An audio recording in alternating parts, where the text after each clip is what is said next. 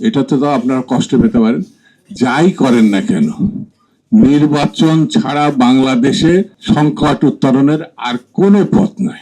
দেশে বিশৃঙ্খলা দেখা দিতে পারে, আর বিশৃঙ্খলা সৃষ্টি হলে পারে কার লাভ হবে? আওয়ামী লীগের লাভ হবে, প্রতিবেশী দেশের লাভ হবে। আর আল্লাহর দান হিসাবে দেশবাসীর পছন্দ অনুযায়ী প্রধানমন্ত্রী হবে তারেক রহমান সাহেব। এটা বাস্তব কথা, এটা তো এড়িয়ে যাওয়ার কোনো পথ নাই। সেই জন্য যাতে প্রধানমন্ত্রী তারেক সাহেব না হতে পারে, বিএনপি ক্ষমতায় না আসতে পারে, সেই জন্য নির্বাচনটাকে ভণ্ডুল করার চেষ্টা।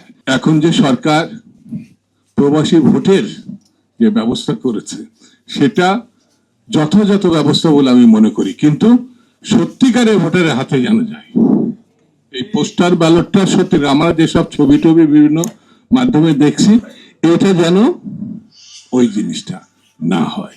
হলে এটা বাংলাদেশের জন্য দুঃখজনক হবে।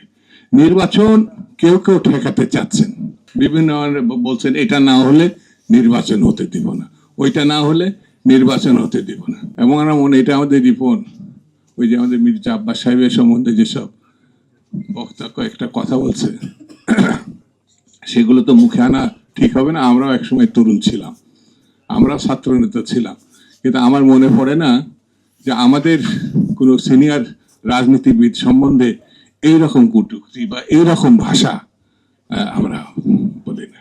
ওই যে পাশে আমরা ছাত্র জীবনে খুব চড়েছি, এখন যাদের পাশে এখনো মাঝে মাঝে আমি চড়ি, পাশে লেখা থাকে না তার কথাই তার বংশের পরিচয়, তার ব্যবহারই তার বংশের পরিচয়, লেখা থাকে না? শুনতে খুব খারাপ লাগবে, কিন্তু এই কথাগুলো কিন্তু এড়িয়ে যাওয়া খুব কঠিন। আমি এইসব তরুণ বন্ধুদের বলবো, ভাই ইসলামেও গীবত গাওয়া হারাম। আপনারা ভবিষ্যতে নেতা হবেন। মির্জা আব্বাস হঠাৎ করে এখানে এসে বসে নাই, তার একটা সুদীর্ঘ রাজনৈতিক লড়াই আছে।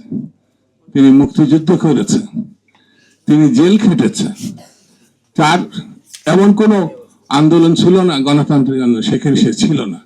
তার সম্বন্ধে এইসব ভাবে, অথবা বিএনপি সম্বন্ধে আপনার, হ্যাঁ রাজনৈতিক দল হিসেবে বিএনপিকে নানান ক্ষেত্রে সমালোচনা করতে পারেন, অনুদ্যত করতে পারেন, কিন্তু একটু মুখে লাগাম রেখে এটা করেন। আর একটা কথা বলি, এটাতে তো আপনারা কষ্ট পেতে পারেন, যাই করেন না কেন নির্বাচন ছাড়া বাংলাদেশে সংকট উত্তরণের আর কোনো পথ নাই, কোনো পথ নাই।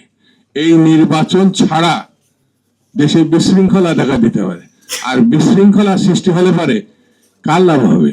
আওয়ামী লীগের লাভ হবে, প্রতিবেশী দেশের লাভ হবে, চোর ডাকাতের লাভ হবে, খুনি বদমাইশিতে লাভ হবে। সাধারণ মানুষ এবং সত্যিকারে যারা কর্মজীবী, যারা এই যে বিদেশ থেকে এখানে এসে বিনিয়োগ করতে চায়, তারা লাভবান হবে না। ঐক্যবদ্ধ থাকতে হবে। নির্বাচনে যারা ভয় পাচ্ছে, স্বাভাবিক আছে, কারণ আছে ভয় পাওয়ার। ধানের শীষের সঙ্গে কেউ টিকবে না। আর আল্লাহর দান হিসাবে দেশবাসীর পছন্দ অনুযায়ী প্রধানমন্ত্রী হবে তারেক রহমান সাহেব। এটা বাস্তব কথা, এটা তো এড়িয়ে যাওয়ার কোনো পথ নাই। সেই জন্য যাতে প্রধানমন্ত্রী তারেক সাহেব না হতে পারে, বিএনপি ক্ষমতায় না আসতে পারে, সেই জন্য নির্বাচনটাকে ভণ্ডুল করার চেষ্টা। এসব করে কোনো লাভ নেই। আগামী দিন যে নির্বাচন, সেটি খুব উৎসবমুখর নির্বাচন হবে, এবং আগামী পরশুদিন থেকে এটা বুঝতে পারবে।